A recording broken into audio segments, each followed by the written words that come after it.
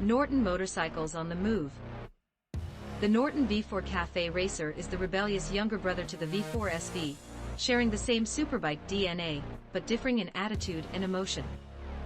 Its stripped-back fairing reveals Norton's technical artistry and craftsmanship, naked with nothing to hide. And while the V4 CR embraces nostalgic design cues and Norton character, it's all about the present moment.